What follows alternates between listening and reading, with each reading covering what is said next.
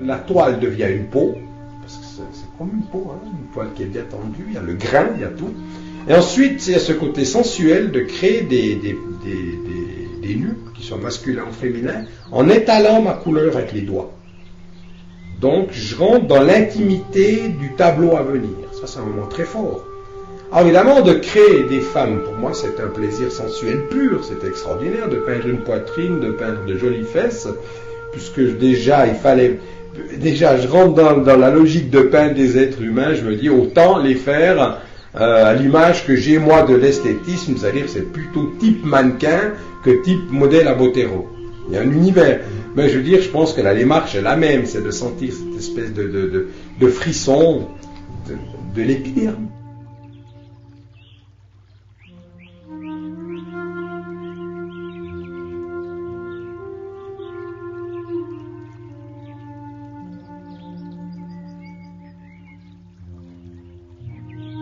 Moi, la matière, elle est importante pour moi parce qu'il se trouve que j'ai cette facilité du dessin, que je suis tombé dedans étant petit.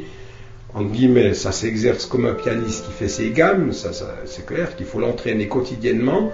Mais pour ne pas céder à cette facilité, le matériau m'a forcé à oublier le talent de dessinateur qui est uniquement un outil de travail, et de savoir utiliser, de transposer cet outil dans un support qui m'oblige à travailler davantage sur la réflexion que sur toutes les théories picturales pures.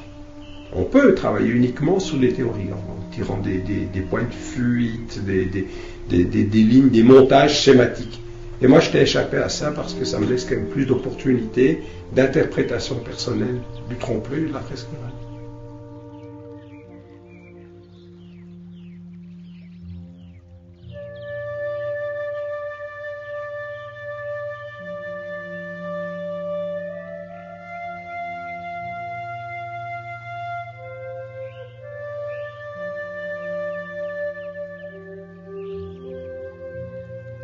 Je suis victime du phénomène du syndrome de Stendhal.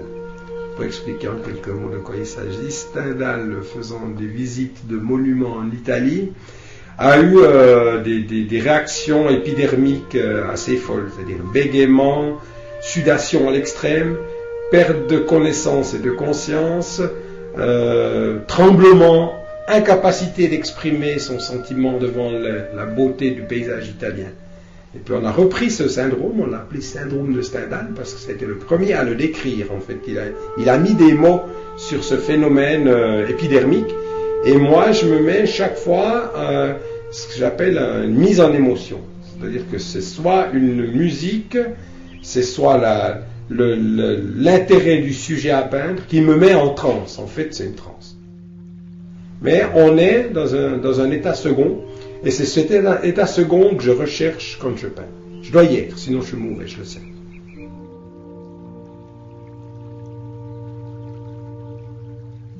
J'ai enduit le côté positif, ce qui est derrière en fait, c'est pour ça qu'elle est bleue derrière, et j'ai utilisé le côté négatif.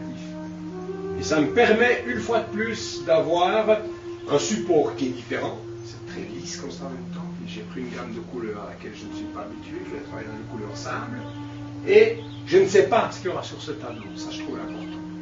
Et ça va venir gentiment. Maintenant, alors que bien souvent je faisais des fonds, sachant déjà ce que j'allais y mettre, donc inconsciemment, je m'organisais déjà pour me faciliter la suite du travail.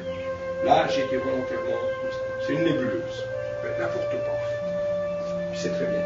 Et je ne sais même pas si ce support va supporter l'huile, et ça m'intéresse. Peut-être je vais devoir dessiner dessus, parce qu'il y a un petit fond rugueux qui me plaît bien là. Donc voilà, côté où je vais, c'est ça. C'est ce côté expérimental.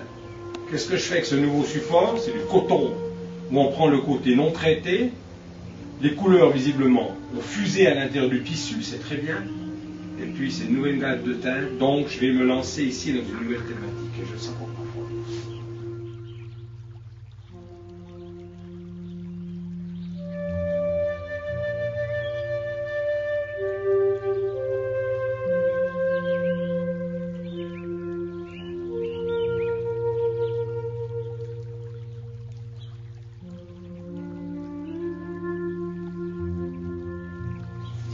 aussi, je retouche volontiers des fonds.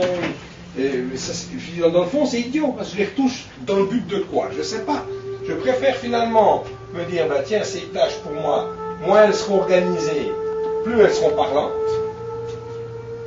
Voilà, un joli triptyque. Hein. Les idées peuvent venir. Pourquoi est-ce que je ne le travaillerai pas en charnière finalement? Tu vois, ça me donnerait quelque chose de pas trop mal. Ben voilà, ça doit évoluer, ça doit mûrir. Un soir, je viens avec mon crayon, j'attaque. Et puis je fais un dessin, main levée, m'inspirant peut-être d'une heure, ce que je fais fréquemment. Je suis par exemple ici, là. Ça fait longtemps que je voulais dessiner cette esquisse ici. J'aime bien cette fille endormie, en plus elle me ressemble à ma fille. Ça me ravit. Voilà, ben, regarde. Tu vois, c'est presque en place cette histoire, et ça fait très longtemps que je voulais faire ce sujet. Eh ben, peut-être il sera là-dessus. Peut-être même dessiner. Ce qui sera assez fou de dessiner sur un fond acrylique. Et ça, c'est trop propre, c'est trop beau. Il faut ce côté un peu sauvage.